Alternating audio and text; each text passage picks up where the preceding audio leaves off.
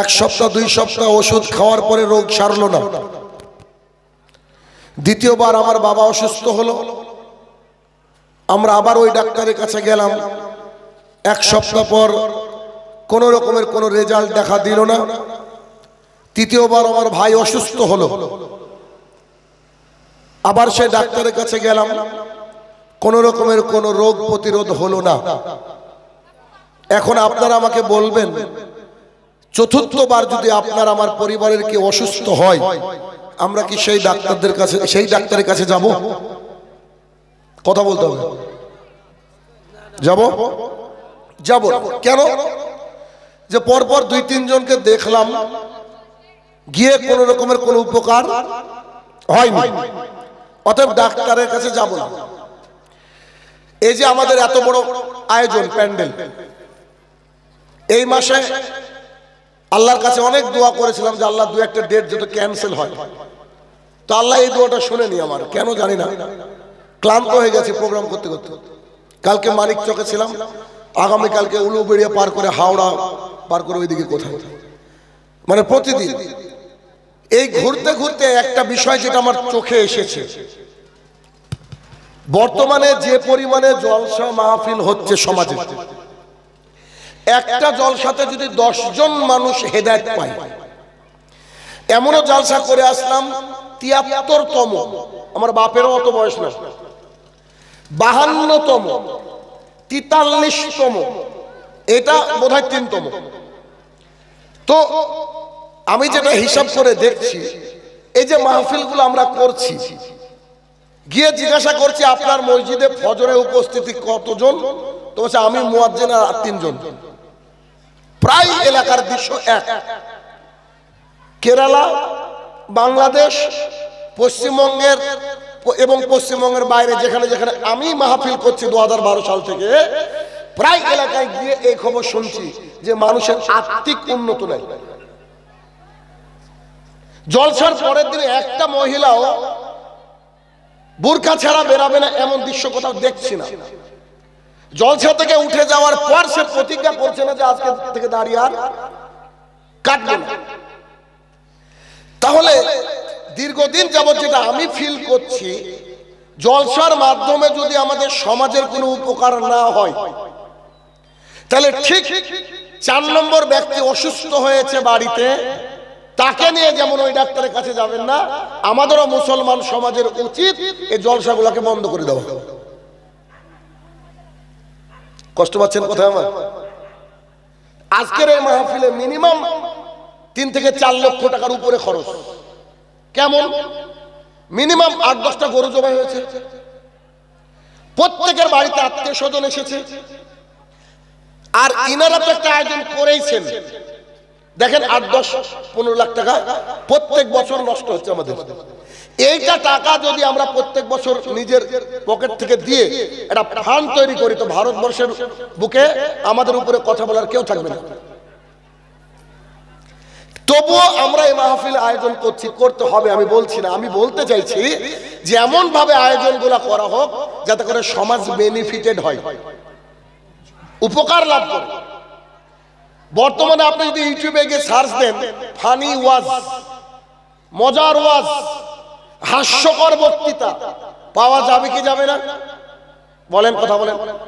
আচ্ছা, বক্তৃতা কখনো হাস্যকর হয়? রাসূলুল্লাহ সাল্লাল্লাহু আলাইহি ওয়াসাল্লাম যখন কথা বলতেন সাহাবায়ে কেরাম কাঁদতেন, আল্লাহ রাসূল সাল্লাল্লাহু আলাইহি ওয়াসাল্লাম যখন কথা বলতেন মানুষ ভীত সন্ত্রস্ত হতেন। আল্লাহ সুবহানাহু ওয়া তাআলা কোরআনুল কারীমের মধ্যে বলছে, যখন কোরআন শুনে কোনো বান্দা, তার সামনে কোরআন পাঠ করা হয়, তো সেই বান্দার ঈমান বাড়তে থাকে, অন্তরে ভীতি সঞ্চারিত হতে থাকে।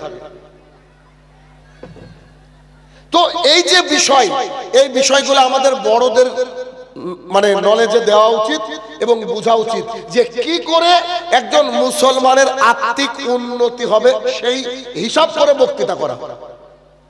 এখন আপনাদের প্রশ্ন, তাহলে আপনি বলেন কিভাবে? এখানে বসে যে লোকটা কথা বলে, ইনক্লুডিং মি, আমি সহ, এখানে বসে যে লোকটা কথা বলে, আমার চোখে 95% যারা বর্তমান সময় বক্তৃতা দিচ্ছে, এদের নিজের আমলই নাই, তো এদের দ্বারা সমাজ পরিবর্তন হবে কি করে? এখানে যারা কথা বলে তাদের বেশিরভাগেরই চিন্তাধারা যে how to earn money from the জালসা কমিটি, জালসা কমিটির পকেট থেকে কি করে টাকা বের করে নিতে হবে, এরা আমাদের টার্গেট। এখানে বসে যদি আমরা তাহাজ্জুদের সালাত আদায় করে এসে তাহাজ্জুদের বয়ান করতাম, তাহলে সমাজে অবশ্যই আমার কথাটা ইফেক্টিভ হতো। আপনাদের মুখ দেখে মনে হচ্ছে একেবারে নতুন কিছু শুনছেন। আসলে এগুলা কি একটু মনের মধ্যে প্রশ্ন করে না? আচ্ছা বলেন তো, বাবরি মসজিদ গোটা পৃথিবী জানে কি জানে না? ওই জায়গায় এখন কি হয়েছে? রাম মন্দির। আচ্ছা কেন বলেন তো? ভারতবর্ষের বুকে 48% মসজিদে সালাতই হয় না। তো যে মসজিদে আবাদ করবেন না, আমি আপনি আবাদ করবো না, সেই মসজিদ আল্লাহ তাআলা আমাদের জন্য রাখবেন নাকি ওদেরকে দেবেন? খুবই কাছে লালবাগ। লালবাগ যখন আপনি কাঠগোলা বাগানের মধ্যে ঢুকবেন, মন্দিরের পাশে লেখা আছে জুতো খুলে প্রবেশ করুন। দেখেছেন? মন্দিরের সাইডে লেখা আছে কি? জুতো খুলে প্রবেশ করুন। কাঠগোলা বাগান থেকে একটু বেরিয়ে এক ঐতিহ্যবাহী মসজিদ, কাটরা মসজিদ, ওখানে কি লেখা আছে জুতো খুলে প্রবেশ করুন? কি দিয়ে বুঝাবো আপনাদেরকে? আপনারা বুদ্ধিমান মানুষ, সমাজদার কে লিয়ে ইশারা কাফি। যদি বুঝেন তো বুঝতে হবে। আল্লাহ তাআলার ঘরের সাথে আমাদের কানেকশন নাই, আল্লাহ তাআলার ঘরের সাথে আমাদের ভালোবাসা নাই। তো যার সাথে ভালোবাসার কানেকশন দুটাই থাকে না, সে কি ভালোবাসার জিনিস থাকতে পারে? কি থাকতে পারে না। অতএব আলোচনা শুনতে হবে, পরিবর্তন হব এই নিয়তে। আমি যতক্ষণ আলোচনা করব, এতক্ষণ আপনাকে মনে করতে হবে যে আজকে যা শুনবো ইনশাআল্লাহ এগুলো আগামী দিনে মেনে চলবো। বলেন ইনশাআল্লাহ। আরেকটু জোরে বলতে হবে ইনশাআল্লাহ। আচ্ছা, অতএব যতটুকু সময় আমাকে দেওয়া হয়েছে মনোযোগ সহকারে শুনেন। আর সভাপতি সাহেব যেটা বললেন যে আজকে আমাকে দ্বিতীয় বক্তা রাখা হয়েছে, এটা যে আমি কি খুশি আপনারা জানেন না। আমি ক্লান্ত, বুঝেন না? আরো আগে দিলে আমি মনে হয় জালসা কমিটিকে হাদিয়া দিতাম 500 ঘুরে, মানে যত তাড়াতাড়ি আমাকে উঠানো হয়। তারপরে যদি সবাই জানে যে শাহিনুর রহমান 12টার পর কথা বলে না, এই জন্য এই অবস্থা, আর কিছু করার না। আসেন, গরুর গোস্তের সাথে আপনাকে মুরগির একটা গোস্ত মিশিয়ে দেওয়া হয়েছে। স্বাদ কি বুঝতে পারবেন না? পারবেন না? আলুর সাথে কফি খাচ্ছি, তো দুটোই কি আলু নাকি কফি বুঝতে পারি কি পারি না? এখন প্রশ্ন, ইমানের স্বাদ আছে। ইমানের স্বাদ কি কেউ পেয়েছেন আজ পর্যন্ত? পেলে একটু হাত তুলবেন সামনে। ইমানেরও একটা স্বাদ আছে, কেউ পেয়েছেন কি? কেউ পাননি। এতগুলা মানুষ। আর আজকে আমার আলোচনার বিষয় ইমানের স্বাদ। আল্লাহর কসম করে বলছি, আধা ঘন্টা 40 মিনিট যদি আপনি আলোচনা শুনেন, আর আল্লাহ যদি আপনার অন্তরে তালা মেরে না দেন, আজকের আলোচনা আপনার জীবন পরিবর্তন করবে ইনশাআল্লাহুল আজিজ। আলোচনার বিষয় ইমানের স্বাদ। শুধু দাবি মনোযোগ সহকারে শুনবেন।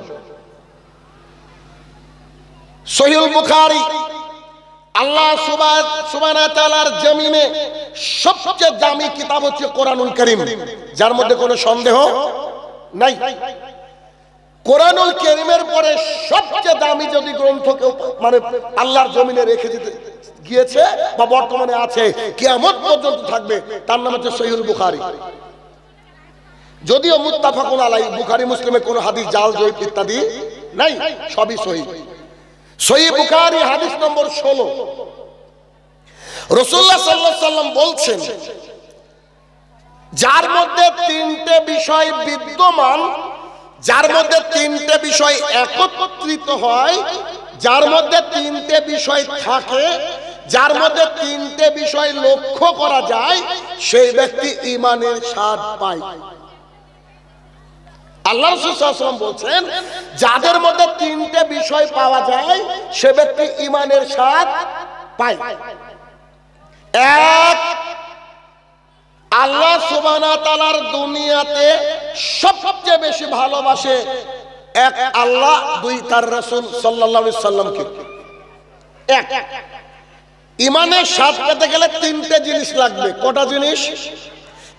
এক, আল্লাহ তাআলার জমিনে সবচেয়ে দামি, সবচেয়ে বড়, সবচেয়ে প্রথমে যাকে আমরা মেনে নিব, ভালোবাসবো, সে হচ্ছে আল্লাহ সুবহানাহু ওয়া তাআলা এবং তার রাসূল। কেমন একটু খুলে বলে বুঝতে পারবেন। আপনি সারা রাত্রি জেগেছেন,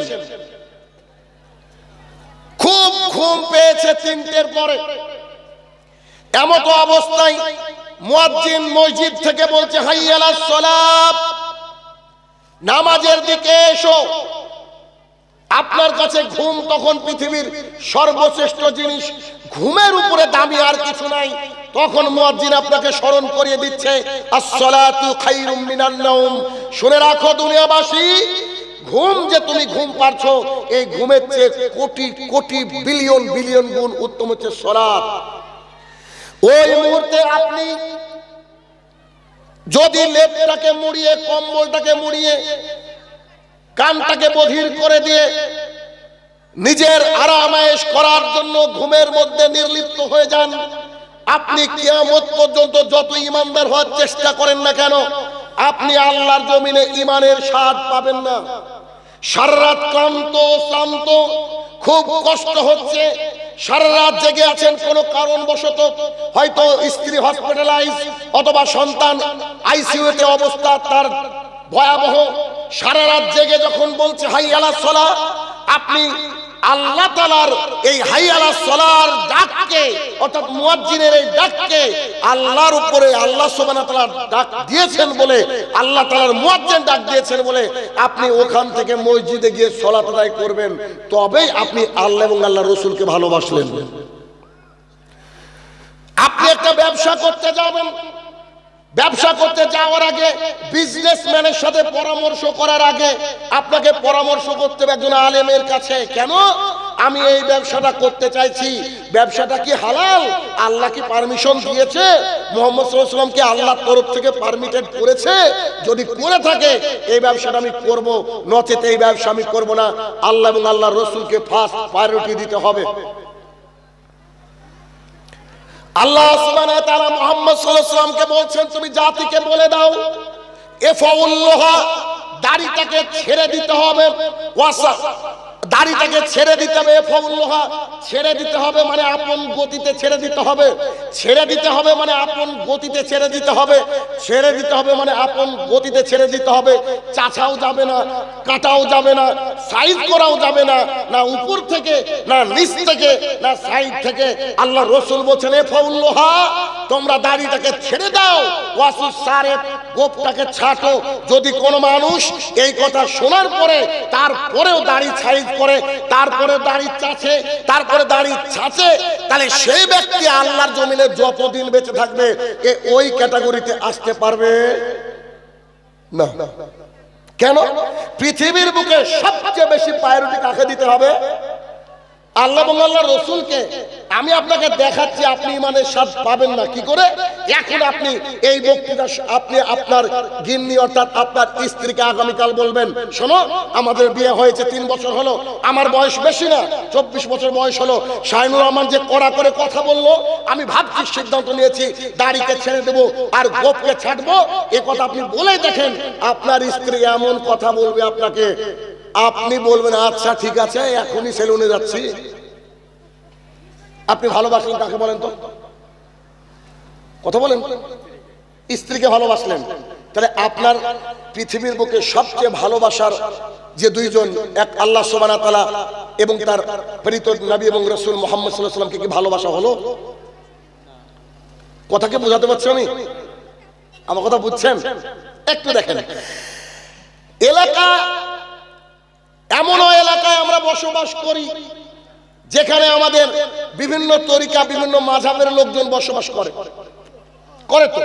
আচ্ছা, এখন যখন আমি ইফতারি করছি, একটা খেজুর বিসমিল্লাহ বলে মুখে দিয়েছি, তখন পাশের মসজিদ থেকে বলছে আপনারা তাড়াতাড়ি প্রস্তুতি নেন, এখনো 6 মিনিট বাকি আছে।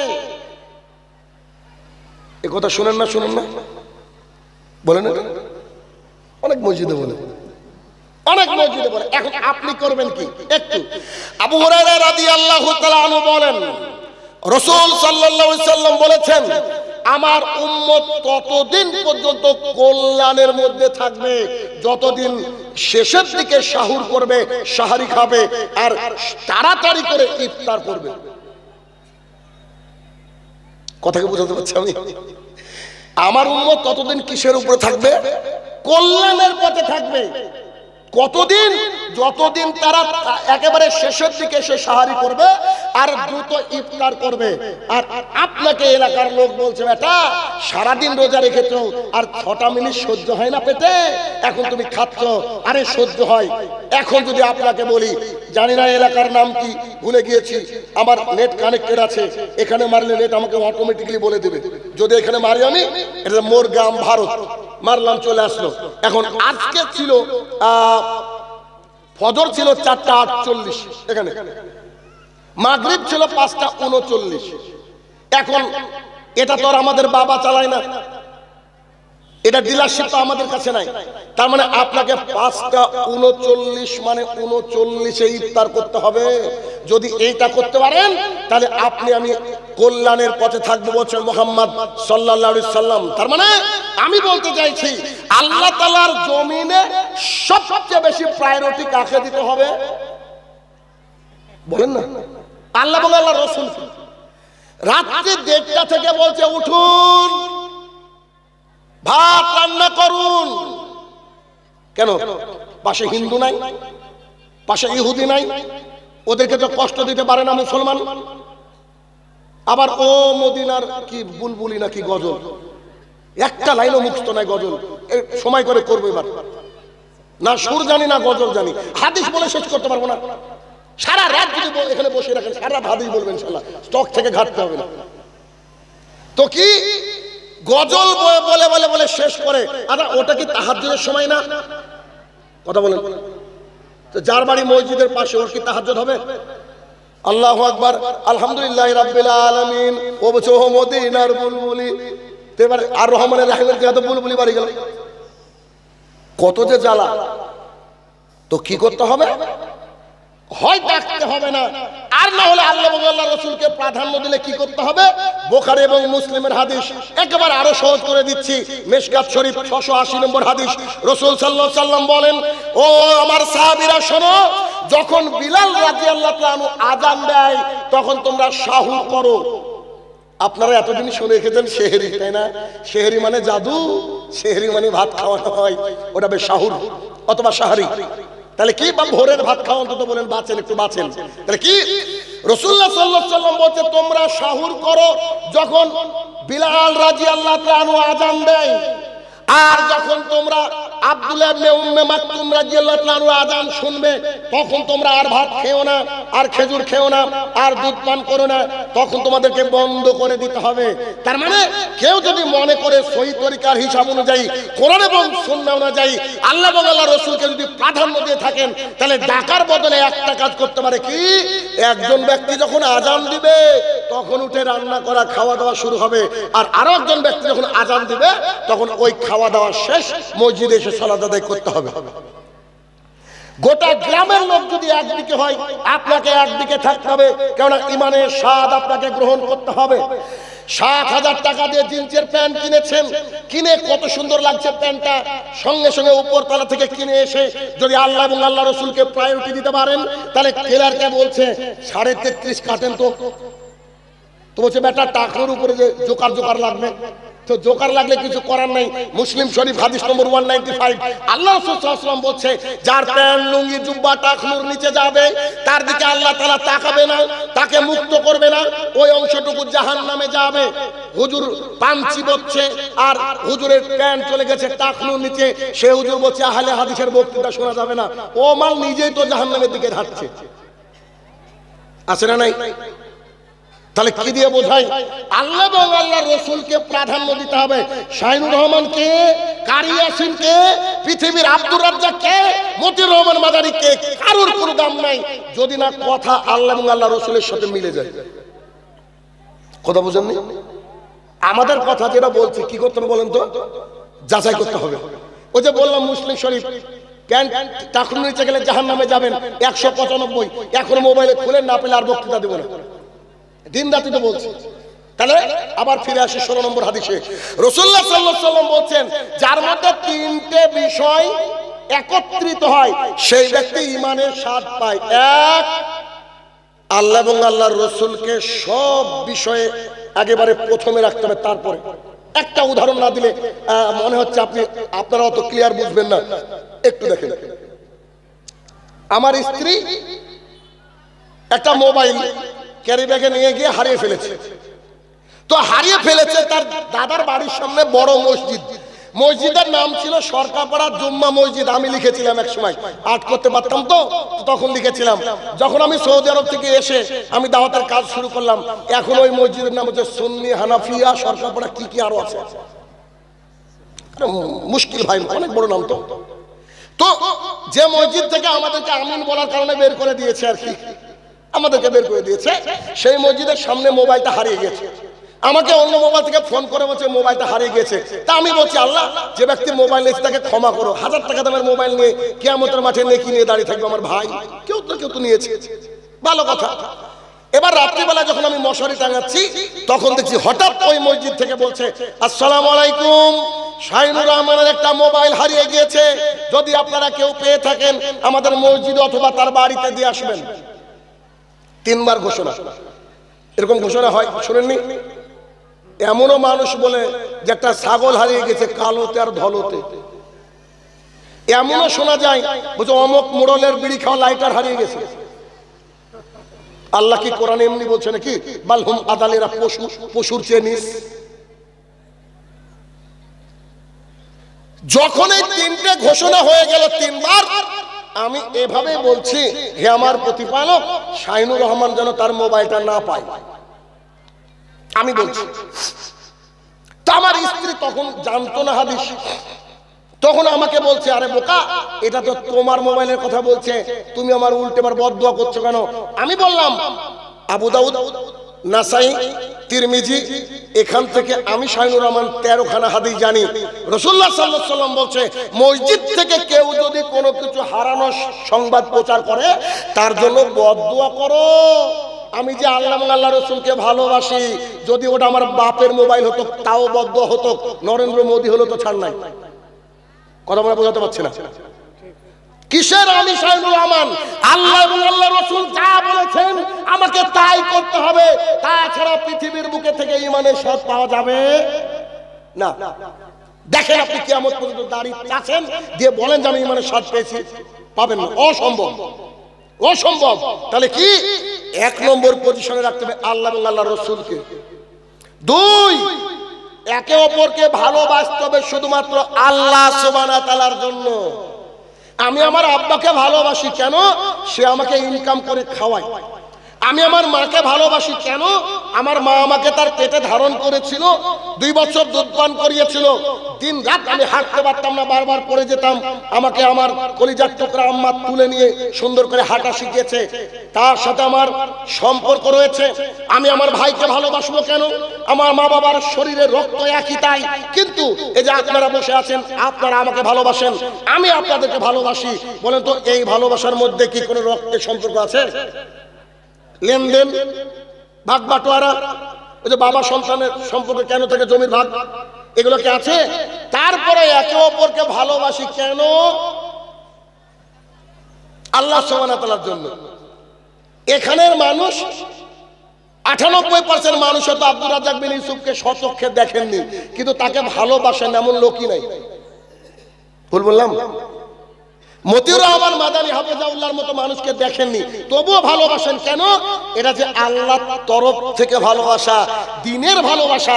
তার মানে আমি বোঝাতে চাইছি যে পৃথিবীতে যদি ঈমানের স্বাদ পেতে চান, 1, আল্লাহ এবং আল্লাহর রাসূলকে আগে ভালোবাসতে হবে, প্রায়োরিটি দিতে হবে, সব কাজে রাখতে হবে।